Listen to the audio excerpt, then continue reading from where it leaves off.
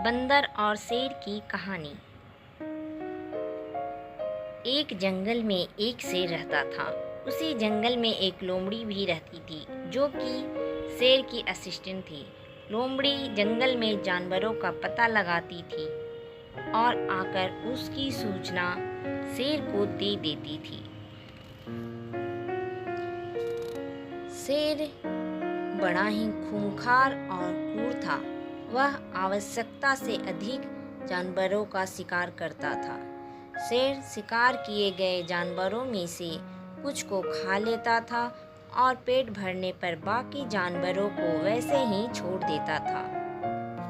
इस प्रकार आवश्यकता से अधिक जानवरों का शिकार होने से जंगल के सारे जानवर खत्म हो गए। अब शेर और लोमड़ी के भूखे मरने की नौबत आ गई। शेर ने लोमड़ी से कहा कि वह आकर जंगल के आसपास दूसरे जानवरों का पता लगाए, जिससे शेर का और लोमड़ी का दोनों का पेट भर सके। उसी जंगल से कुछ दूरी पर एक बहुत बड़ी नदी बहती थी और नदी के बीच में एक बहुत बड़ा टापू था।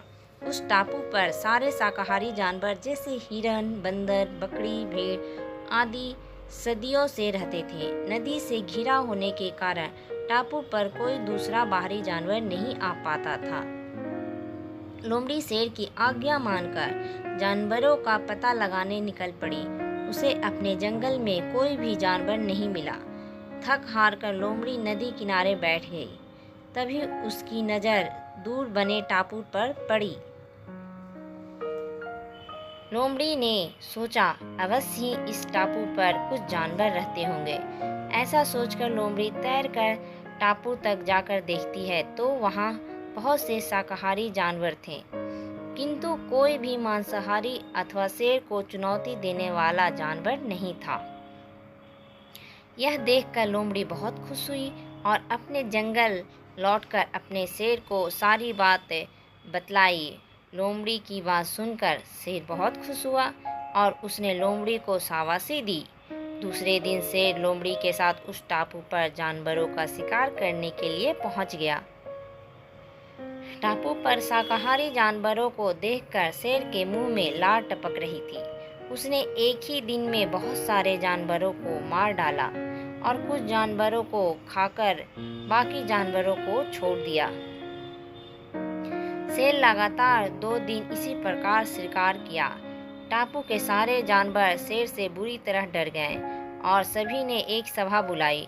सभा में शेर से बचने के उपाय पर चर्चा हुई। सभी ने अपने अपने सुझाव दिए। सभा में एक बूढ़ा बंदर भी था, जो अपनी बुद्धिमानी के लिए जाना जाता था। सारे जानवरों ने उस बूढ़े बंदर से सुझाव मांगा। बूढ़े बंदर ने कहा, इस प्रकार अगर हम डर कर भागते रहें तो हम में से कोई भी नहीं बचेगा। हमें सूझबूझ के साथ इस शेर का सामना करना पड़ेगा। जंगल के दूसरे जानवरों ने बंदर से पूछा कि उनके पास शेर के समान ना तो बड़े दांत हैं और ना ही तेज नाखून, वह शेर का सामना कैसे कर पाएंगे। बूढ़े बंदर ने कहा, हमें आमने सामने की लड़ाई नहीं लड़ना है, बल्कि युक्तिपूर्ण तरीके से शेर को खत्म करना होगा।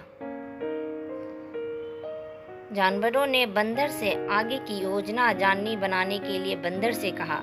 सबके अनुरोध करने पर बंदर ने एक योजना बनाई, जिससे बड़ी आसानी से शेर को मारा जा सके।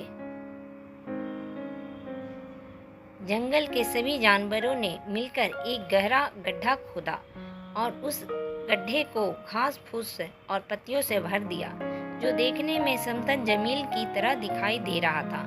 शेर के आते ही सारे जानवर गड्ढे के सामने की तरफ चले गए।